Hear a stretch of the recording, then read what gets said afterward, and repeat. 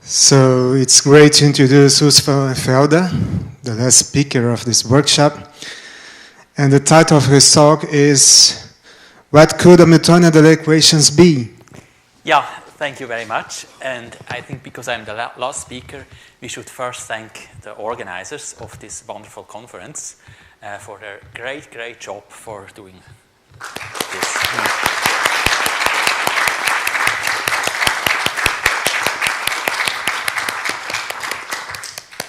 Yes. So, title of my talk, as announced, is what might Hamiltonian delay equations be?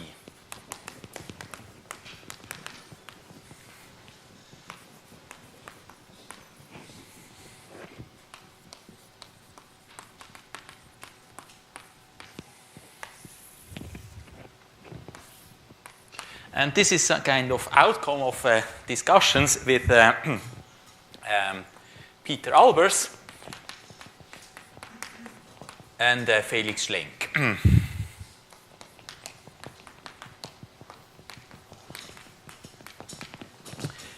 So you know what an ODE is. So an ODE is something like x dot of t equals v x of t, where v is a vector field. Maybe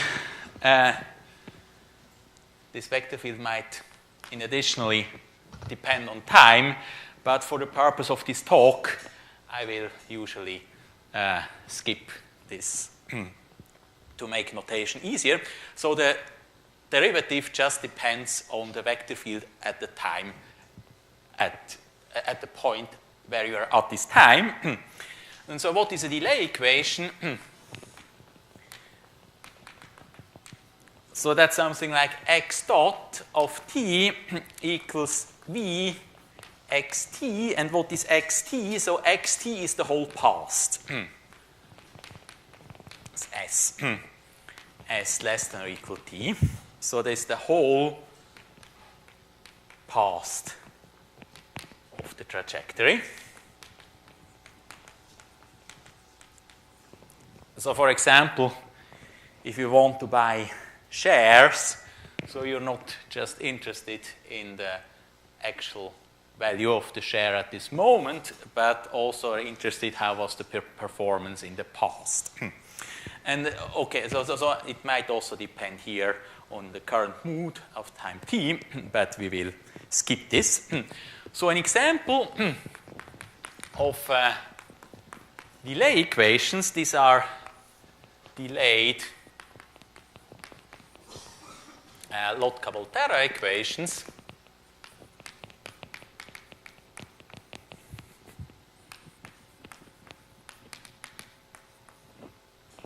So for some tau bigger or equal 0 and some epsilon 1, epsilon 2 in R, this is x dot 1 t equals epsilon 1 x t plus x1 t x2 t minus t, and x dot 2 of t, this equals epsilon 2 xt minus x2 t x1 t minus tau.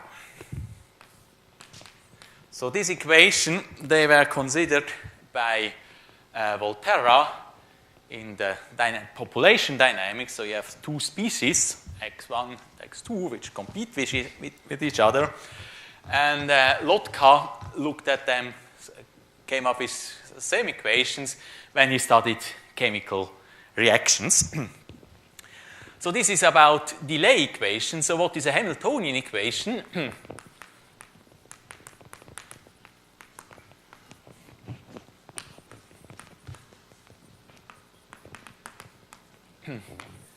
So in this case, you have symplectic manifold and H from M to R, some smooth function, Hamiltonian, and then given this function,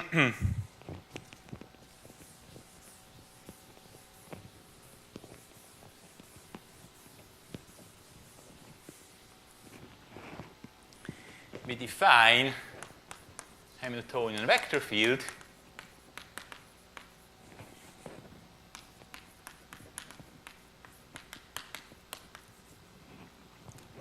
implicitly dh equals omega xh, and then the Hamiltonian equation is x dot of t equals xh x of t.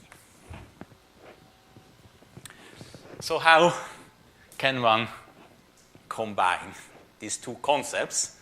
And I don't quite know. So maybe as a first question, what do you think about this?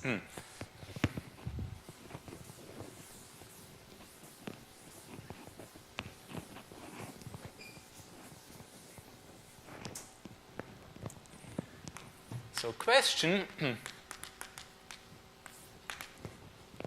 is x dot of t equals xh x times t minus tau, a Hamiltonian delay equation.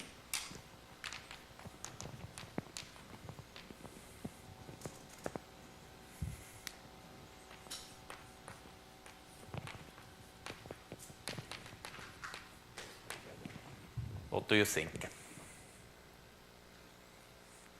Yeah, I'm not quite happy with this equation because it usually doesn't make sense. Because what you look here, so this x dot of t, this is tangent vector at x of t, and this is some tangent vector in the past. So you compare two tangent vectors in different tangent spaces. So at least on manifolds, this does not make sense unless you have some fancy way of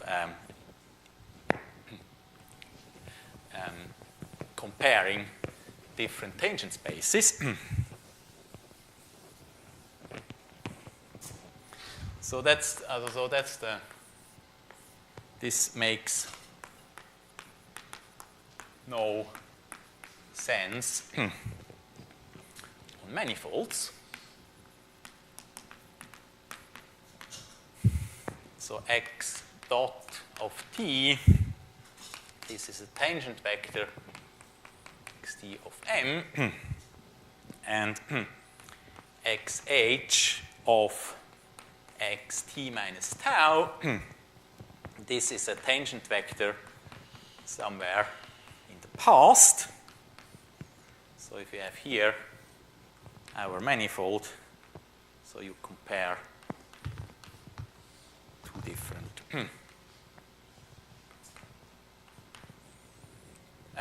peaches and apples.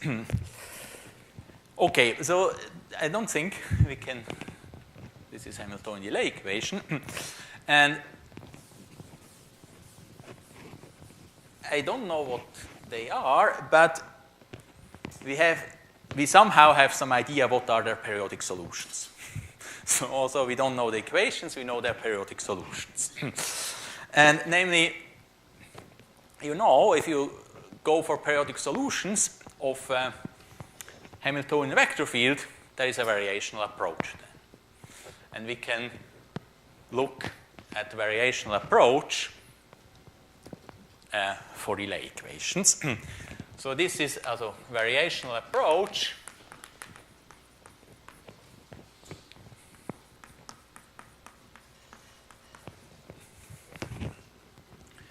to periodic solutions.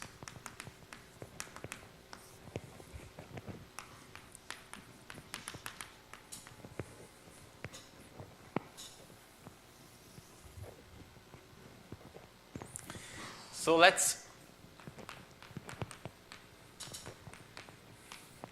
I also don't know precisely, also maybe we can discuss what should be general periodic solutions of delay equation.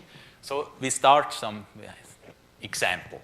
So like a child who doesn't know what a table is, You don't give them a definition of a table. You show them this is a table, this is a table, this is a table. So let's look at an example. So m omega. So this is just for simplicity. I would like to assume that my symplectic manifold is exact. This makes my notation a bit easier, but it's not really essential. So this is exact symplectic manifold.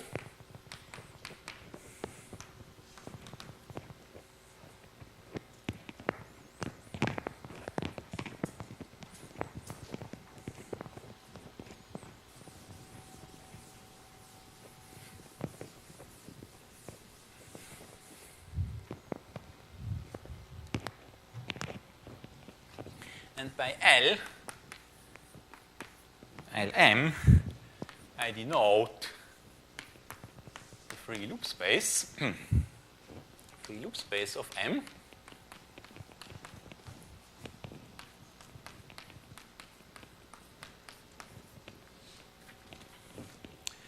And now I take two Hamiltonians. So I consider H K from M to R smooth, some real number, R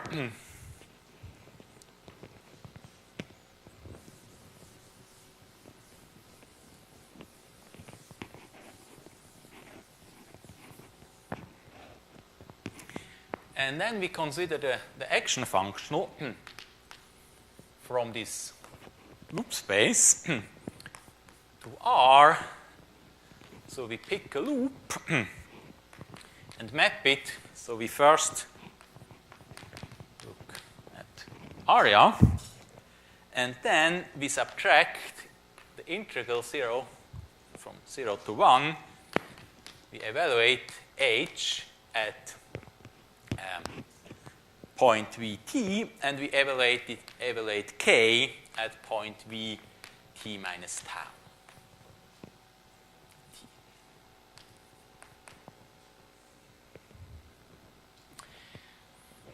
So you might think we could start a bit easier. Namely, instead of taking two Hamiltonians, why not just take one, like this K, and shift it in time? Also, let's look at the special case where H is just equals 1.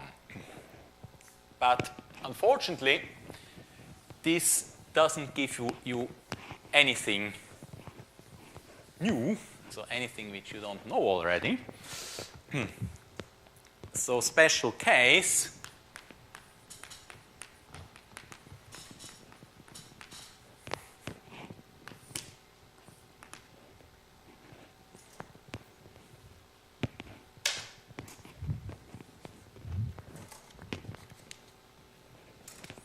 we take H equals 1. So in this case, our action functional, this is just action minus integral 0 to 1 K of Vt minus tau dt. But because everything is periodic, you just change variable. You call this S, and you integrate by S. So the fact that V is one periodic, we get integral 0 to 1 Kt dt, and this is just the usual action function of classical mechanics, so there is no time shift involved anymore.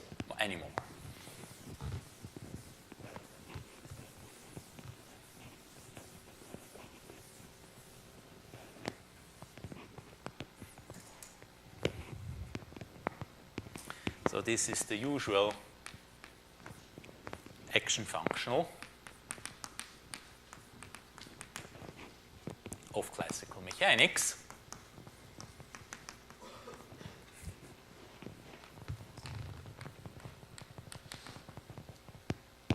There is no delay.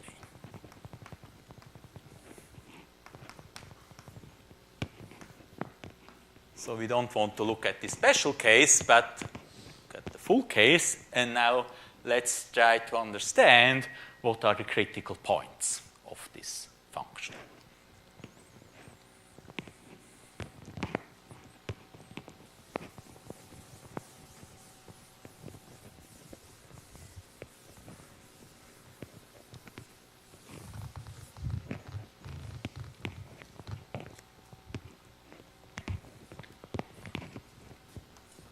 So critical points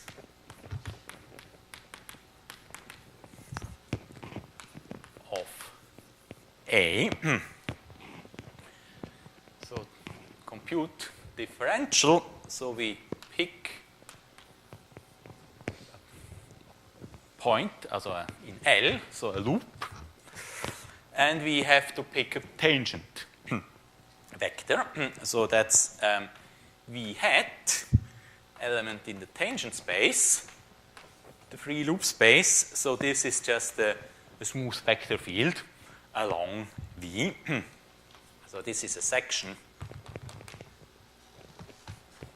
tangent bundle along V. Something like this. If this is V, then we have here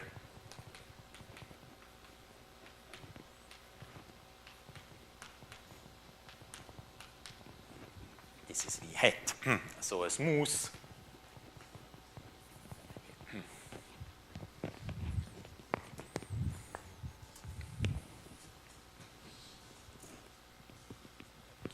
that's a smooth vector field along V. So maybe I keep the action functional for some moment. Right here.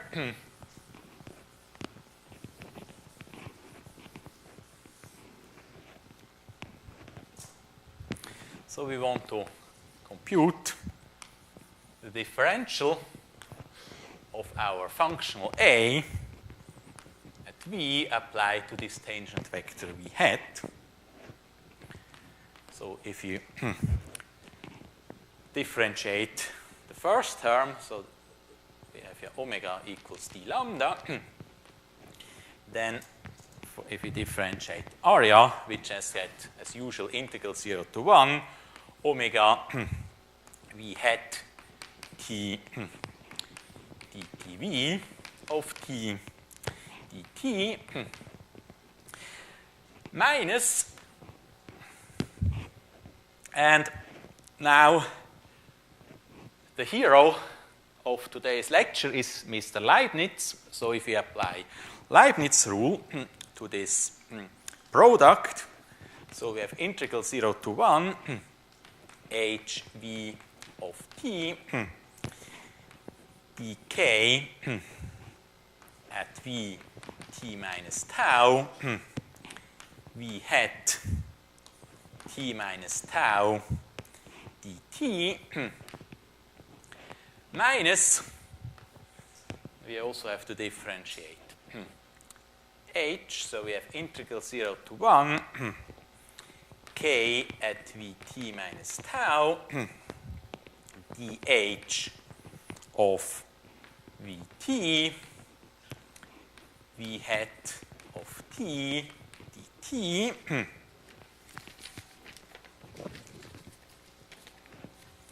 now this we can rearrange a bit.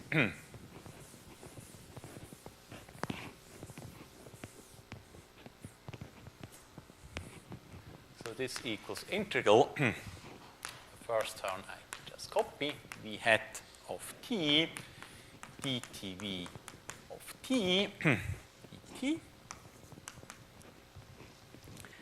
And now I change variables. So t minus tau is my new variable. So I have integral 0 to 1. So I have to shift the first variable, and then I use the definition of the Hamiltonian vector field. So I get omega v hat of t xk of Vt dt minus integral 0 to 1. Here I don't need to shift the variables, but I just use the definition of the Hamiltonian vector field. So omega v hat of t xh vt dt.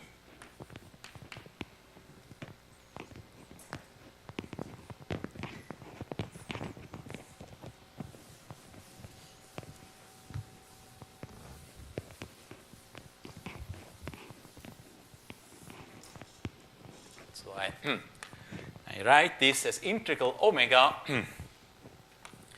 at t. I take everything inside omega, so I have dt vt minus h v at time t plus tau xk vt.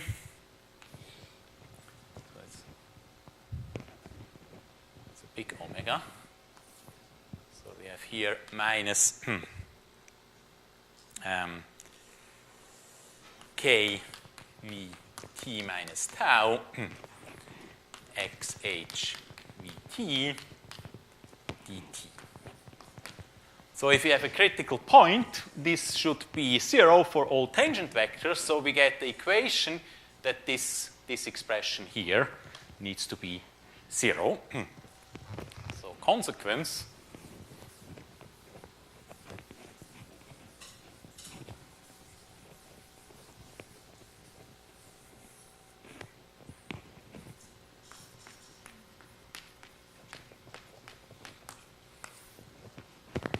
so the critical points of A, they are in one-to-one correspondence with solutions V are smooth loops, solutions of the following problem.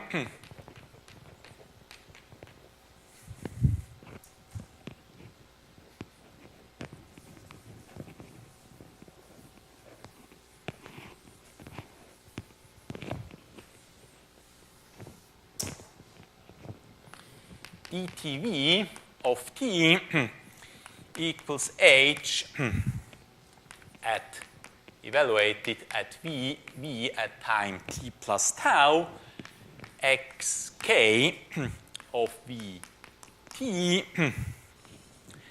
plus k vt minus tau xh at time evaluated at vt.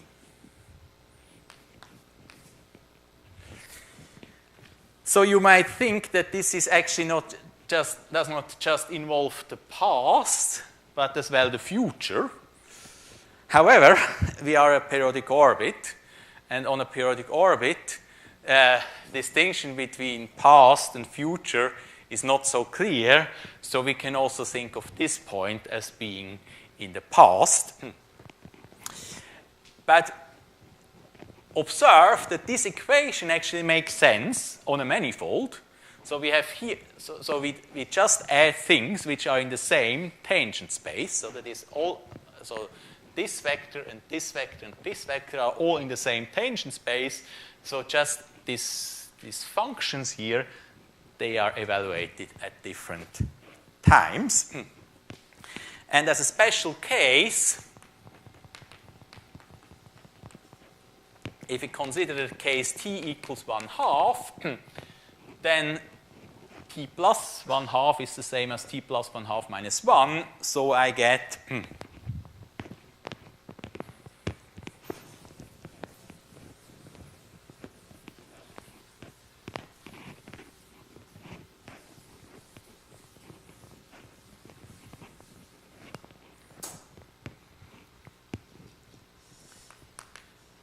dtv of t equals h evaluated at vt minus 1/2 xk v t plus k v, now I also take t minus 1/2, since it's the same as t plus 1/2, I took it here, xh vt. Good. So let's look at the special example.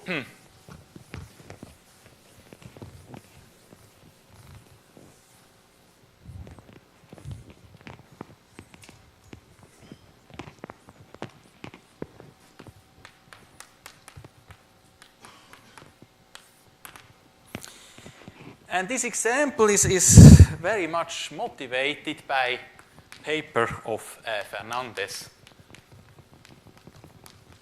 Oliva. So these two authors, they were not really, I don't think they're considered delayed Lotka-Volterra equation, but they consider Hamiltonian approach to the undelayed Hamiltonian undelayed Lotka-Volterra equation. So if we just follow their idea or their description and include some delay, so let's see what happens. So we consider here M is, in this case, just the cotangent bundle of R2.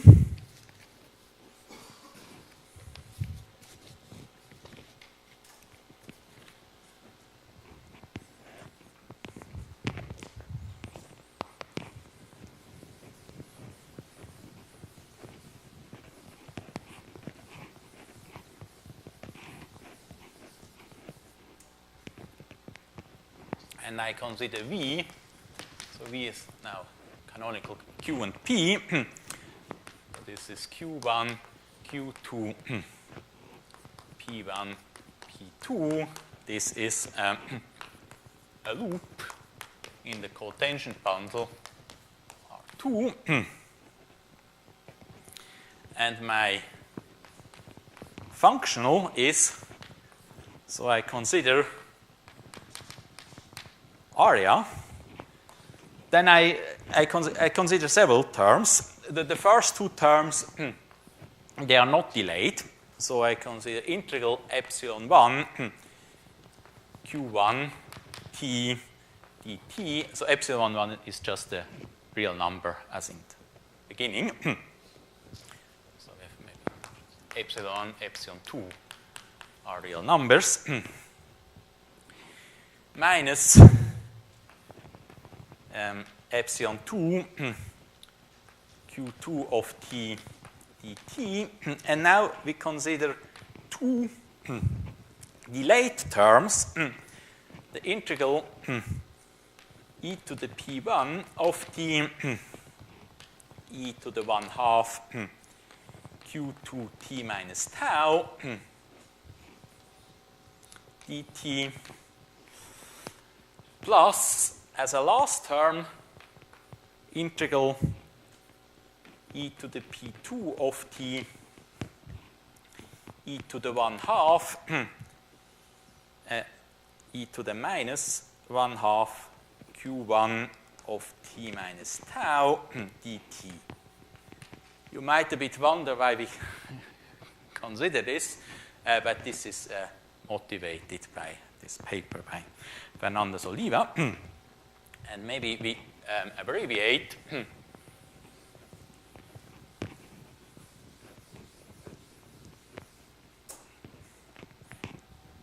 So abbreviate. We have the matrix Aij. This equals 0, 1, minus 1, 0. And then if you use this critical point equation, point equation 2, and compute the bits, so you have to compute these Hamiltonian vector fields of this of the corresponding functions, then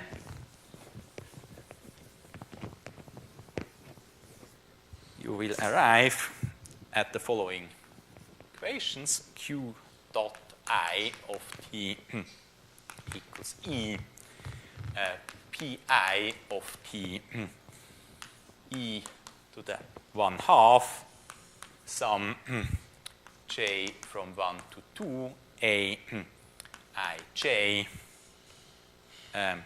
q j of t minus tau and p dot I of t equals epsilon I minus sum L from 1 to 2 e to the PL of t plus tau 1/2 ALI e to the 1/2 sum j from 1 to 2 ALJ QJ of t. Now, this is a first, we have here first derivatives, but we can eliminate the p's by looking at q dot dot. So if we eliminate p's,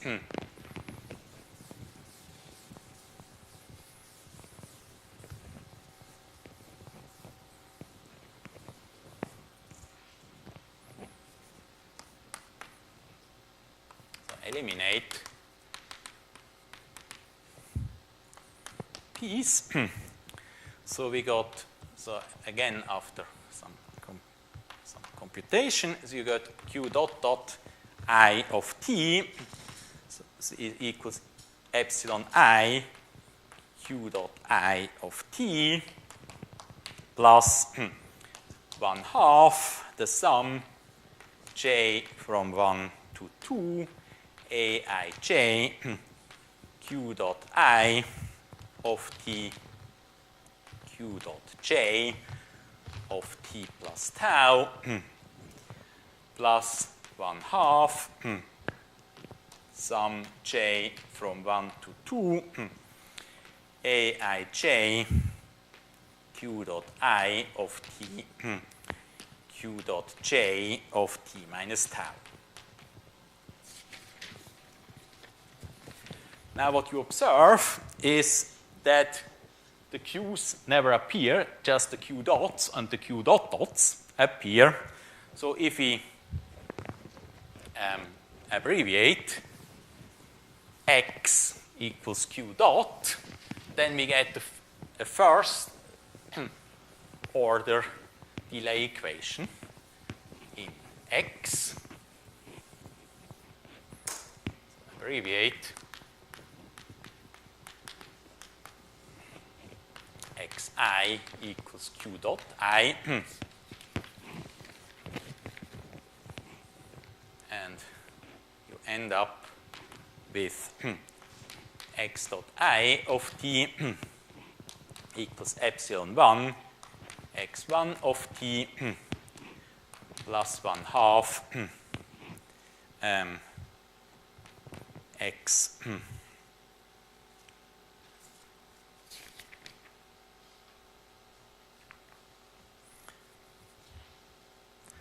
x1 of t x2 t minus tau plus 1/2 x1 of t x2 t plus tau and x dot 2 of t equals epsilon 2 x2 of t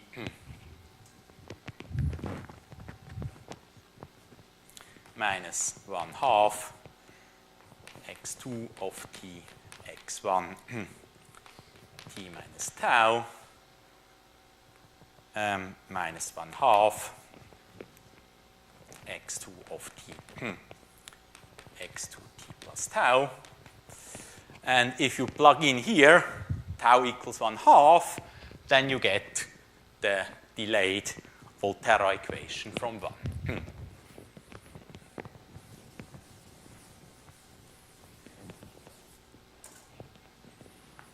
Tau equals 1/2. So you get periodic delayed Volterra equation, Lotka-Volterra equation.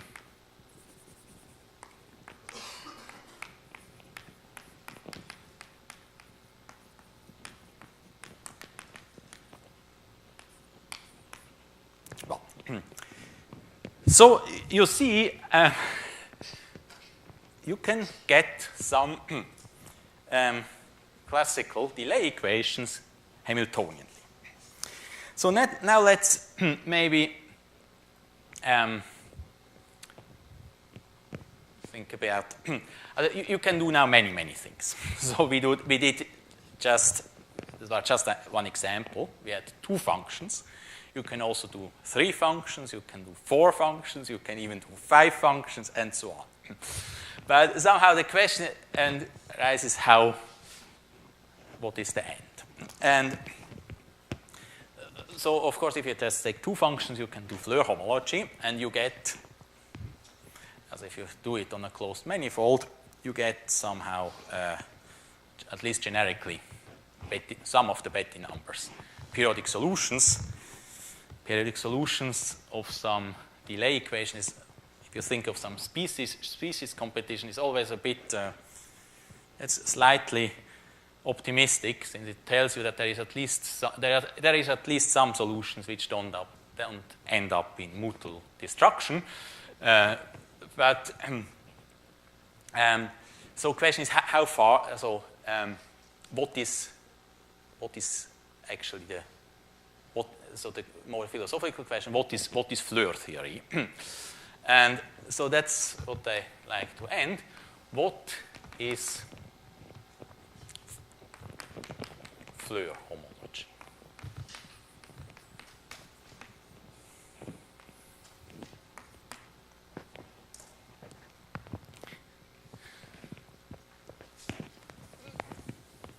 And also, I think for Floer homology it's a bit the same as for this Hamiltonian delay equation. We know examples of Floer homology, but we don't know what actually a Floer homology is. And so maybe let's look a bit at the history of Floer homology.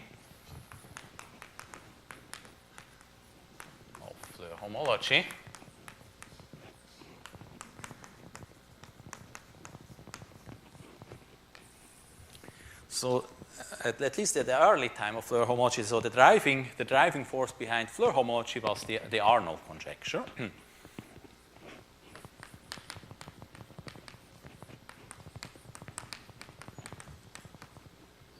Which tells you that you can estimate the numbers of periodic solutions of such a Hamiltonian system in terms of at least generically, in terms of the Betti number of the manifold.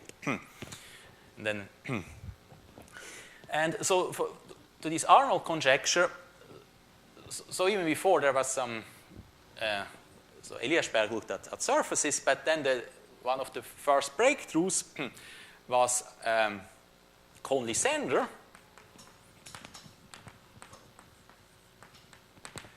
and they did it on tori. And what did they do is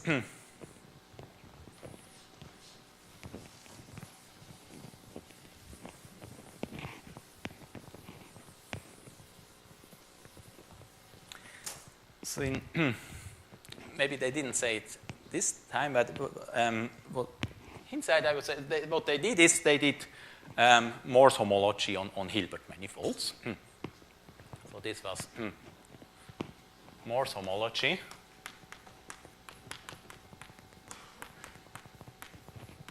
on Hilbert manifolds.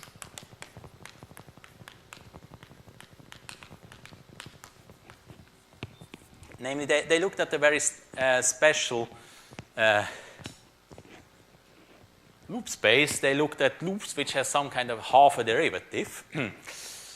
So they were in some W 1/2 space. So you have like half a derivative.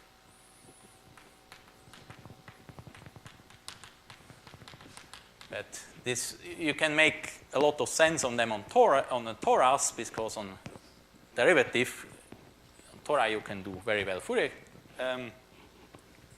transformation, and then derivative corresponds to some multiplication Fourier space, and so you can make sense of this space.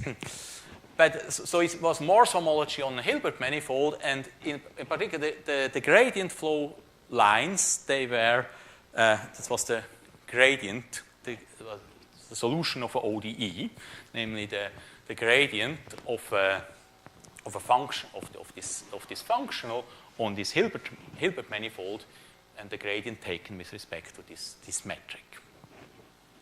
So the gradient flow equation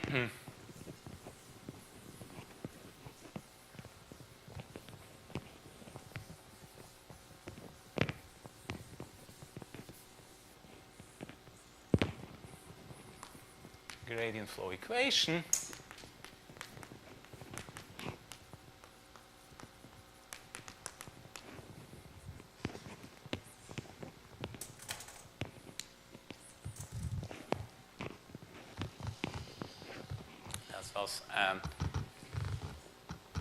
that was an ODE on Hilbert space.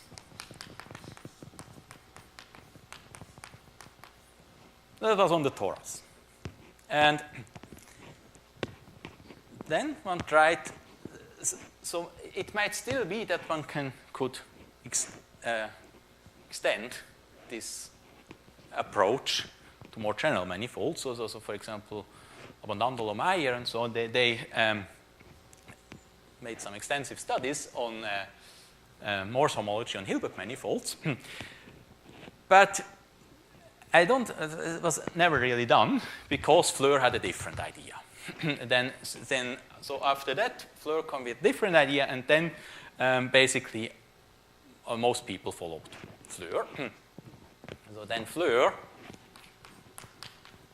came, and now he looked at more general symplectic manifolds. So I don't want to go precise definition. So you should not have too much problem. So more general symplectic manifold.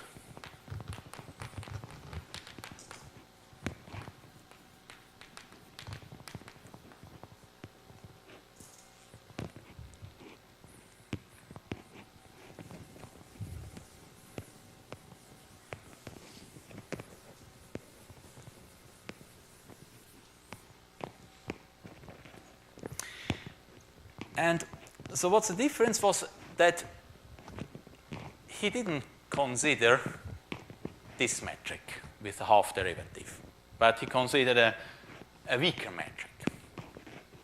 So considers weaker metric, so considers L2 metric. So that's weaker. Then so you have no derivative. Before there was half a derivative. So it doesn't need this half derivative.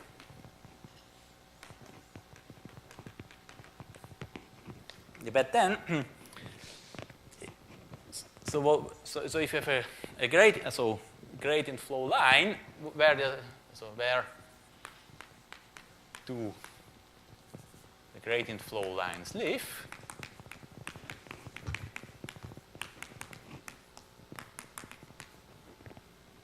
So gradient flow lines, this is somehow smooth map from the reals to this loop space.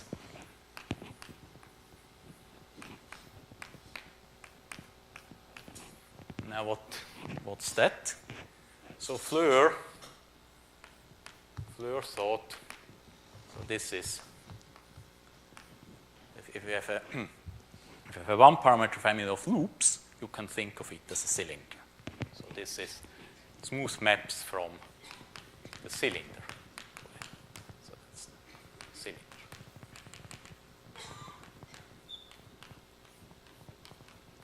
So now we have you count cylinders on finite dimensional space, where before you count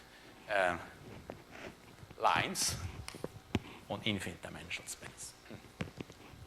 And then his gradient flow, so the gradient flow equation he looked at was local. He interpreted his gradient flow equation as PDE here. So this and then he had a PDE, which was local. So in particular, it turned out to be some perturbed holomorphic curve equation, and then you could apply all kind of analysis of holomorphic curves to obtain the corresponding compactness properties of this PDE. Now, the reason why I'm interested in this delay equation is that you can still do this, but you get the non-local. The equation is not local anymore, because if you have delay, it depends on the whole loop, not just on points. So you don't get PDE.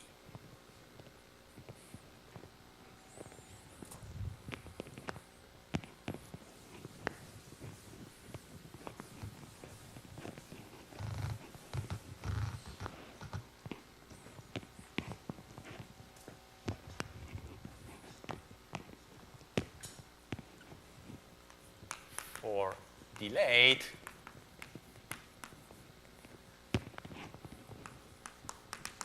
action functionals, you get the non-local. You have a non-local equation.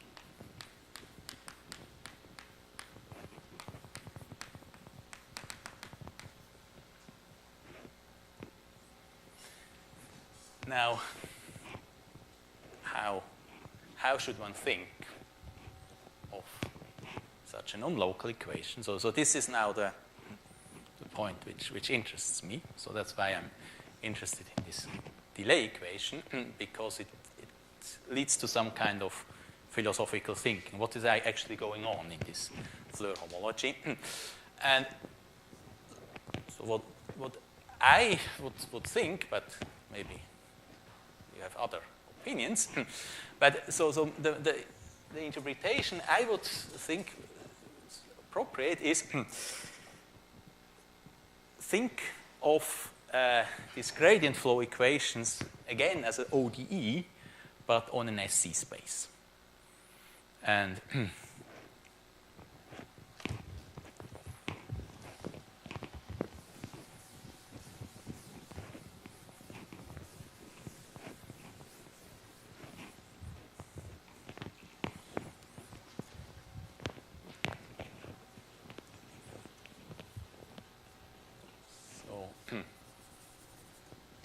some approach, maybe think of gradient flow lines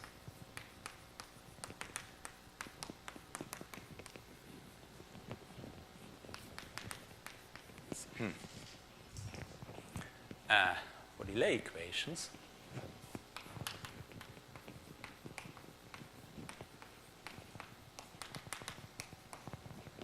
as, again, somehow I prefer this ODE point of view, but as ODE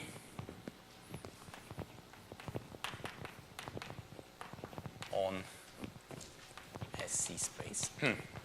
What is SC space? So this is scale space.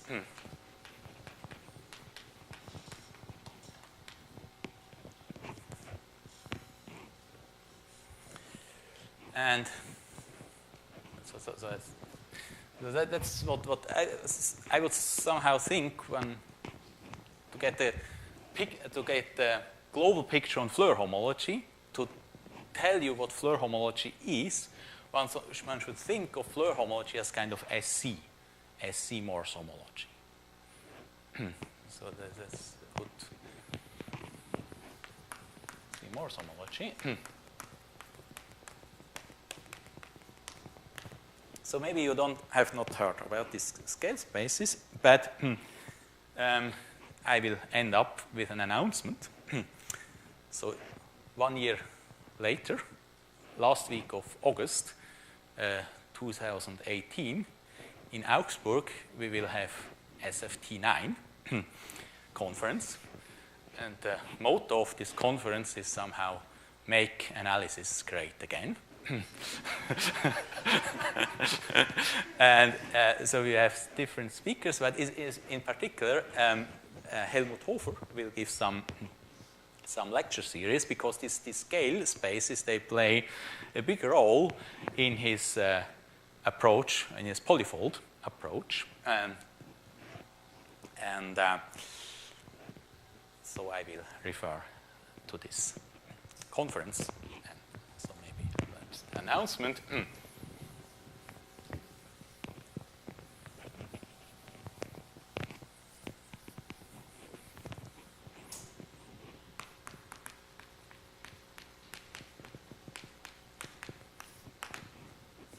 So last week of August 2018, so there is SFT 9 in Augsburg, Germany, and the motto, make analysis great again.